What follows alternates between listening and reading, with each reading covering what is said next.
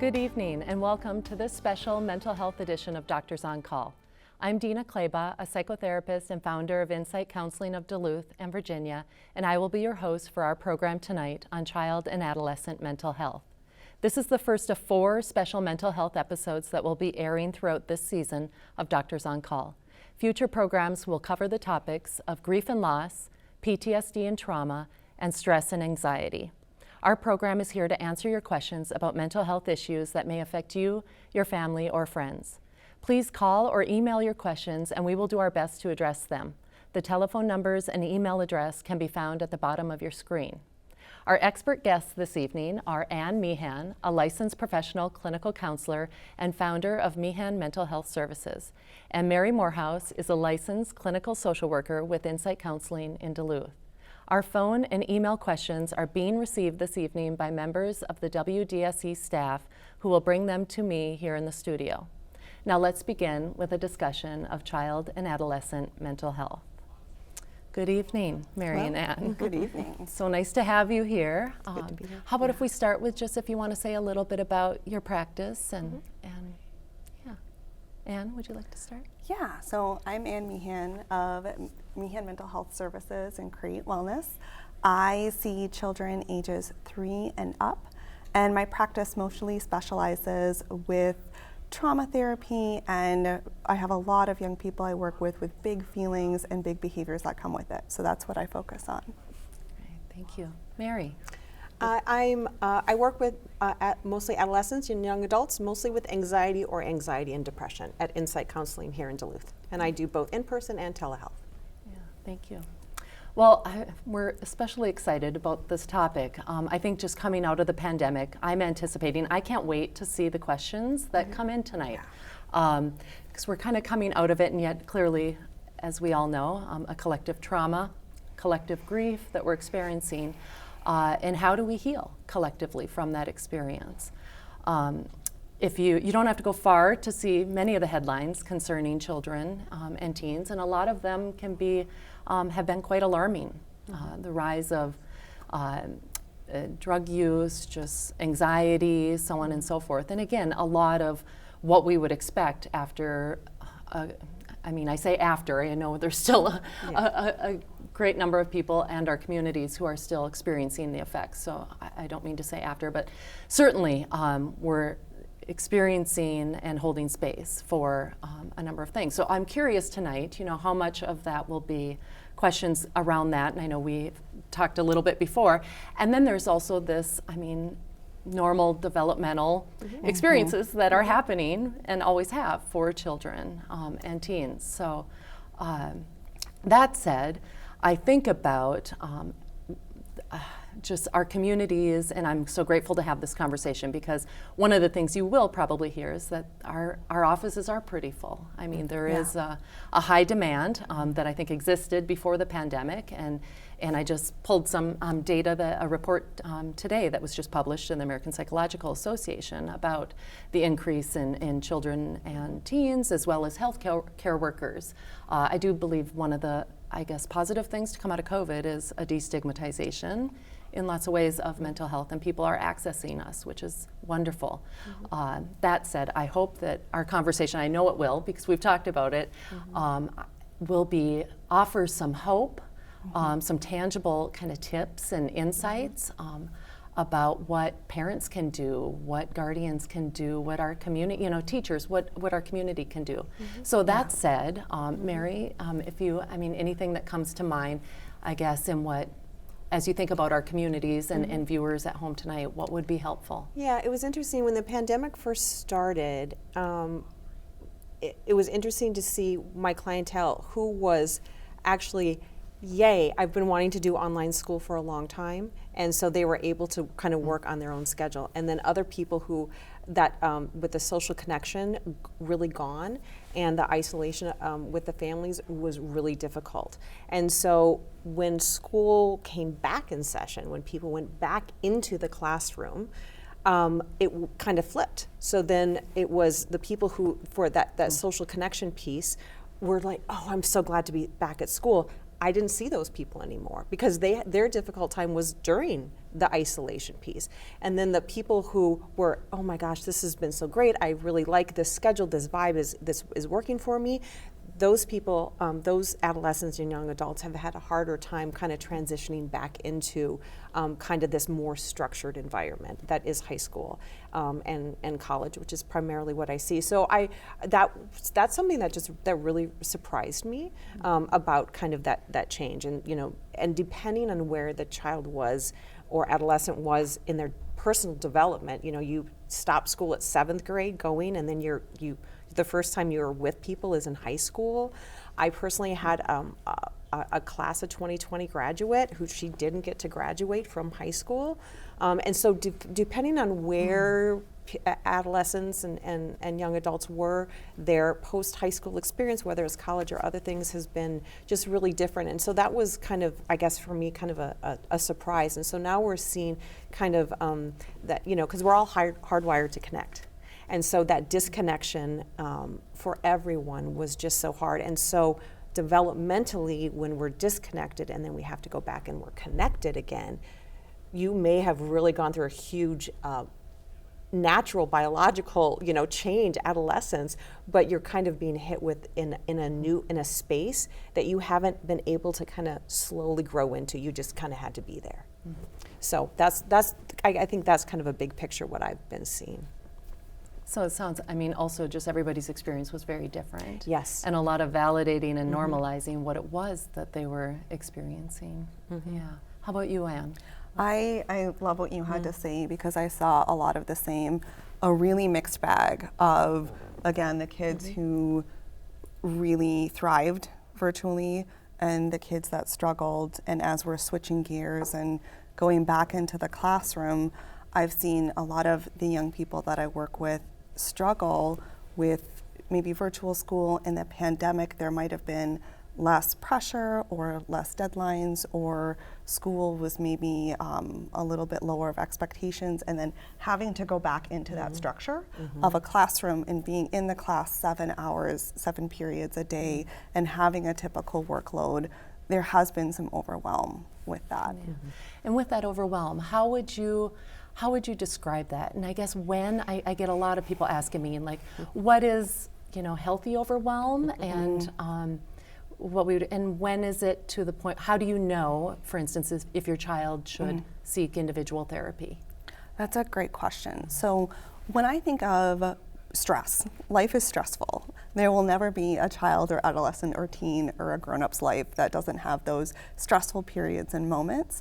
And what I think about when I think about the typical stress response of like a test coming up, or any other challenges that teens face, like a rupture in a friendship where they're maybe not best friends with their best friend anymore. Typically the stress will come up and it will peak, it will crest, and it will come back down. And it will be time limited. After the stressor is over, you'll see it coming down. With the problematic overwhelm, it's chronic, and kids, it's almost like if they're swimming, they just can't keep their head above water. It's all the time, it's pervasive, and it starts to impact almost every area of their life. And with that, thank you, that was helpful. And now when families, when parents, grandparents, aunts and uncles, I'm going to pull everybody in, when they're recognizing this, what is the best way to respond? I shouldn't say best way, what is a helpful way to respond to these big emotions? Yeah, and so I saw this explanation of worry, stress, and anxiety the other day, and it made a lot of sense to me. Worry's in our head, stress is in our body, and anxiety is the combination of the two.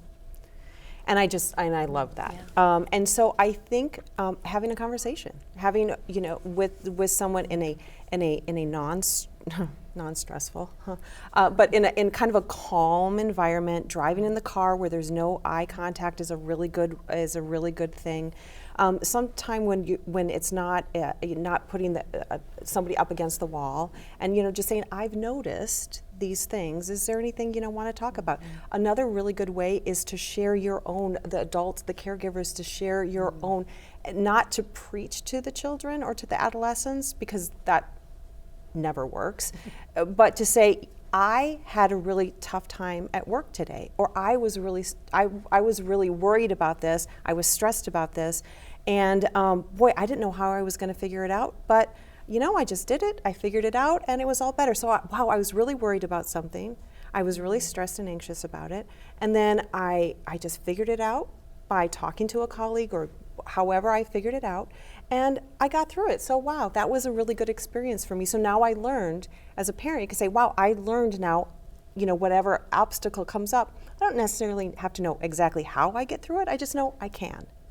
So I think really kind of showing, telling your kids your own personal stories is a really beneficial way to really show, to really mirror those kind of positive examples of how adults deal with it. Mirroring, and it sounds so authentic.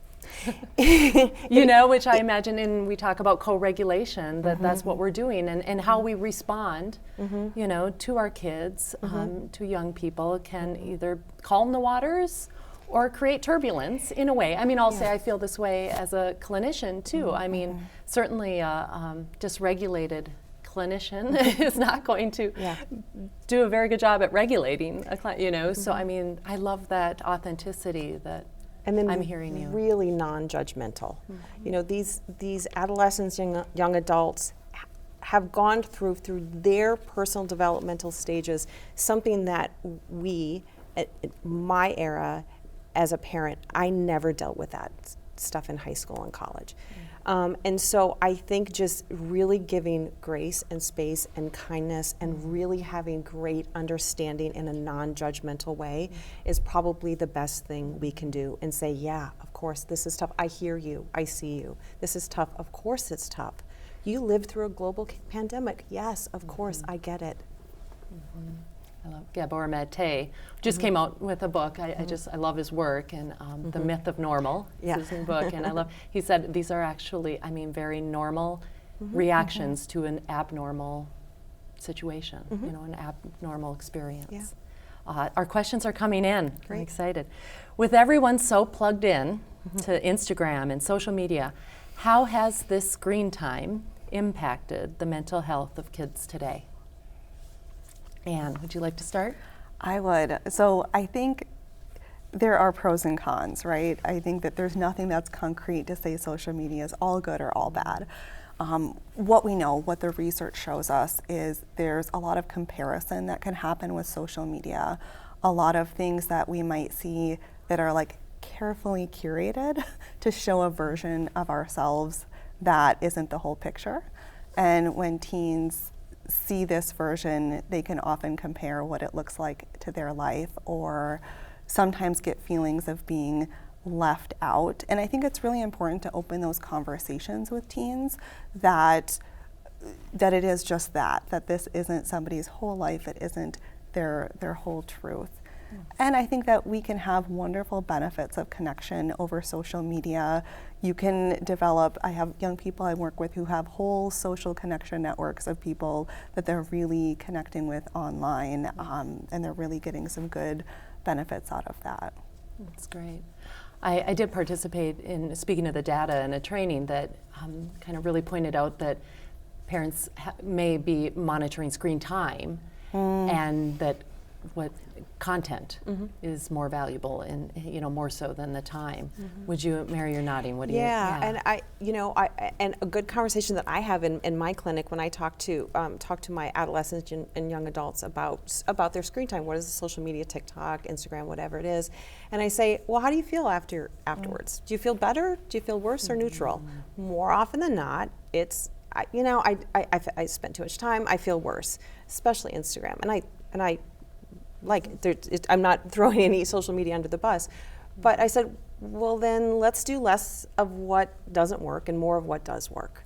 And so those social connection pieces, those pieces that are good for us, that are that social connection, more of that. And if the Instagram, the TikTok, or whatever is not making you feel better, do less of what doesn't work and more of what does work. And so I think that we can kind of, the other thing was, during the pandemic, the screen time was everything. It was their school, and it was their social connection, and it was chilling out at night watching a movie with the family or whatever it is. So it was everything. And so now, if that was their everything, to try and figure out, to temper that back and have it, try and figure out what that level is, it's hard for adults. It's hard for adults to figure that out. And so of course it's going to be hard for kids who are, and you know, these companies are extraordinarily good at what they do. It's you know, really good algorithms to keep you hooked on. And also that's another conversation to have, like, they're doing it to keep you hooked on, kind of thing. So do less of what doesn't work and make you you know, feel that good, and then do more of the social connection piece, because there are good parts to it too. A lot of tapping into, I mean, mindfulness, you know, Yeah. and just awareness of what is happening and recognizing that. Yeah. And another thing that I'll share with teens is really being mindful not only just of platform specific, but also who they're following on the platform, and being conscious to choose if there's content that's triggering or stressful. Can we unfollow? Can we kind of hit the snooze button on some of those accounts to make it a more meaningful experience, like you were saying? Yeah, absolutely. Wonderful. Well, and if you're just joining us, we're having a lively, beautiful discussion about child and adolescent mental health. The next question, one of the questions that's come in, why has there been an uptick in young girls being diagnosed with anxiety? Sounds like somebody's recognizing. Yeah, so there is, you know, and so that's, you know, it's always kind of it's a little bit of a tricky one. So there's this generalized anxiety disorder. So generally, you know, if it's life interfering in one or in two places in your life, then that could be and other qualifications for generalized anxiety disorder. And so I think sometimes we have to kind of, again, pull back and say, what, again, worry, stress, anxiety. What is anxiety, and what is kind of the anticipated, expected anxiety that we all deal with? And then to kind of, you know, not all all anxiety is anxiety disorder, then nothing is. If all trauma is, you know, trauma, then nothing is. And so I think not all anxiety is a problem with anxiety. Sometimes we need anxiety. It's motivating. I was anxious to get here on time tonight because I wanted to make sure that I was here on time. That was good. That was positive, healthy anxiety, because I was here on time and I sat in my chair and everything was good. And so I think we can have a conversation around what is harmful anxiety so it affects kind of that biological eat, sleep, exercise. I always say that that's my three-legged stool as a foundation for everything else. So is it affecting eating? Is it affecting sleeping? And is it affecting movement? I could also put in connection with others. But, you know, really check that eat, sleep, exercise. I talk to everybody about this. So if it's not affecting the eat, sleep, exercise, if it's being talked about a lot, but if it's like, oh, I'm sleeping well, oh yeah, I'm eating fine, oh yeah, exercise is fine, connection was fine, I'm just really, really, really stressed. Oh, okay, are you getting the grades you want? Are you getting things in on time? That kind of thing. And so I think that there has been, one of the great things about having a lot of conversation around mental health is that we do talk about it more, but not everything is going to be a problem with anxiety. So I would say look at the more biological factors, especially with younger kids too, kind of that, you know, eating, sleeping, that type of thing. Wonderful, yeah. And anything that you would want to add about, I mean, are you seeing more girls and young women? I'm seeing a rise of anxiety in general. I think we're seeing as a whole a rise in mental health. And I think on one hand that could also be because we're having a more open conversation about it. There's less stigma about mental health difficulties, and we're having more people express that they are anxious and express that they're having difficulties. And so that might be another thing that we're seeing, that it's safer and easier to talk about anxiety. And so it's now more out in the open. And the effects of the pandemic were overwhelming. All of our nervous systems were on pretty high alert for a big chunk of time. And so that also makes sense with the pandemic. There was a question that came in, kind of, and Mary, you mentioned eating, sleep, so on and so forth. And this question is, could eating habits affect mental health?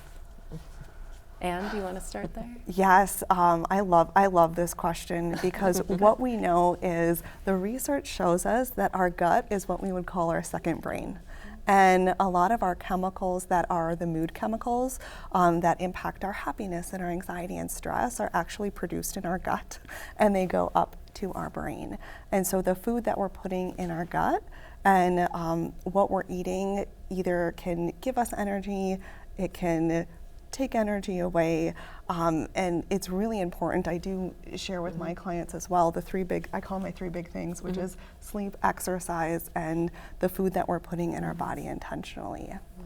I love that. I'll add one to it, the three, and stillness. Yes. You know, that experience, Yes. which can be different from sleep. You know, Yes. but those, I always say, I remember nap time in kindergarten. I don't remember nap time after.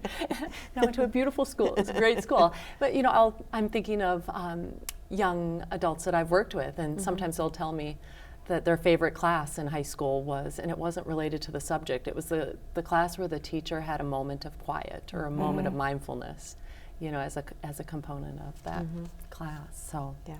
Anything that you would want to add, Mary, about nourishment? No, I think, like I said, we talk about it. You know, I think if anyone stayed in their room and for 22 hours a day, you know, during some of this pandemic and ate nothing but junk food, no one would feel good. I mean, if you just eat, you know, if you eat junk food, like no one's going to feel good. So it's like the better, you know, you put in, the better you can give out. Yeah. What do you do to help a child who is being bullied at school? And I was wondering if we were going to talk about, you know, if we hadn't touched on any of the trends that we've seen. I mean, this is not an uncommon one, at least from my perspective. So what would you say about, That's an excellent question, and it's a deeply complex question because there's multi-layers of the school administration and the social groups that they're all uniquely connected.